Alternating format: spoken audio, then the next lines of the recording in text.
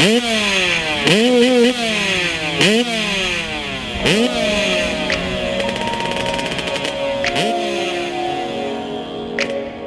to another episode of Shaken Not Stirred. A dirt bike is built around the height of an average male, which is about 5 feet 9 inches tall. So what happens if you're an adult male that is vertically challenged? You drop down to a mini cycle that fits your stature, or deal with a bike that you can't touch the ground on. It seems for the most part, many of the best racers have been shorter than average. Ricky Carmichael is one of the shortest champions, standing 5'6". James Stewart was 5'7", and Ryan Villapoto was 5'8". It was no secret that short stature pays dividends in body weight, on jumps, and in tight corners, while hindering riders in the whoops. But what about a rider who is 2 inches shorter than Ricky Carmichael? Standing at 5'4" retired professional racer and now Husqvarna off-road team manager Timmy Wiegand raced 3 seasons of Supercross. Imagine blitzing Supercross whoops that are half your height. When Timmy stood up on the bike, it looked like he was sitting down. Despite being short in stature, Timmy never looked at it as a disadvantage. Timmy was known for his work ethic and became a 4-time Baja champion after his stint in motocross and Supercross. If you have red hair, if you are 6'11", if you have a big nose, if you're fat, and if you're short, other racers will tease you no matter how successful you are on a bike. Timmy was short and he knew it, but he didn't let it define him.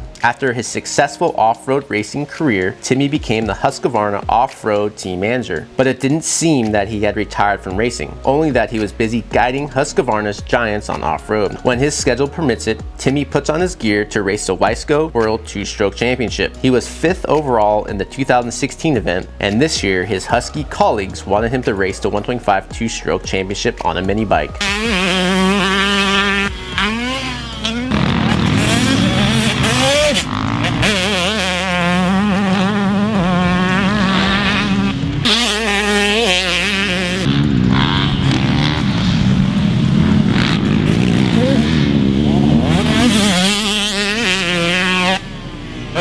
Timmy's race bike was built in-house with a TC85 chassis, larger wheels, TC125 rear brake, big bike Raptor foot pegs, and an 85cc engine that was bored out to 105cc and stroked to a super mini legal 112cc. This engine that ran on $35 per gallon VP MXR02 was so temperamental that it had to be rejetted every time it was ridden. Not just every day it was ridden, but each time it went out on the track on the same day. Since this is a full factory engine, it has some trick technology made it to it. The TC112 engine was tuned to a device called a Race Air Pro that is made by Computech. This device samples the air and spits out a code. This code then correlates to a main jet size determined by a jetting chart made in-house. What about the pilot or air screw? In-house techs calibrated the jetting device, engine, one-off FMF pipe and carburetor to work together in such a way that only the main jet would need to be adjusted for different weather conditions. The icing on the cake was the WP Exact cone valve air forks. It was, for all intents and purposes, Wiegand had a Forks Super Mini. Of course, after the checkered flag flew,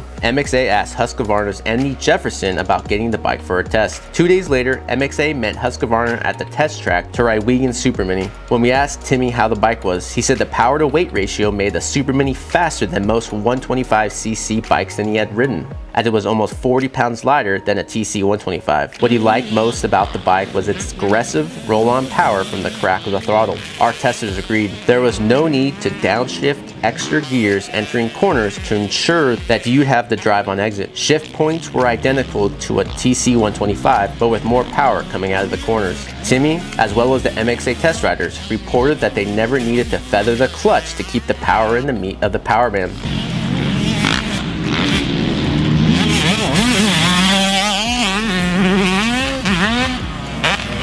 What about the top end? It revved to the moon, which was a good thing because to get the most out of the Husky TC112 engine, you had to use every last rev. It was best to get as close to the rev limiter as possible before shifting to the next taller gear. Every MXA test rider felt this small but mighty bike was faster than a YZ125, TC125, or KTM 125SX in stock trim. The combination of the pumped up engine and ultra light chassis could really haul the mail. Timmy admitted that the small chassis was twitchy on Glen Helen's big bumps, and that the short wheelbase wasn't always on the same bump-to-bump frequency as the bigger bikes that made them. But when the track got a lot rougher in the second moto, the small chassis was an advantage as he was able to cut through the nastiest sections that the big bikes had to plow through. Passing became a lot easier because he could maneuver the little bike through smooth lines that no one else could get to. MXA's mini-cycle test riders had Husky Super Minis of their own and were used to the short wheelbase. They loved the way Wiegand's TC112 handled, and the suspension was dialed in for our 14-year-old test riders.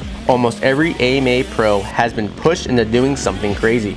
We've seen AMA national champions at local races on XR80s trying to beat their vet expert buddies and succeeding, but we never seen a former AMA pro and current team manager bring a pop gun to a gunfight and exceed expectations. The capabilities of Wiegand's 2019 Husky TC112 Super Mini blew us away. The most obvious conclusion: don't feel bad when a mini bike blows by you. After all, they have a better power to weight ratio. At least that's what we tell ourselves. If you want to see the full article of Wiegand's TC112, go ahead and head to our website, motocrossactionmag.com. And while you're there, you'll see all the race coverage from 2020, all 2020 bike tests, and more.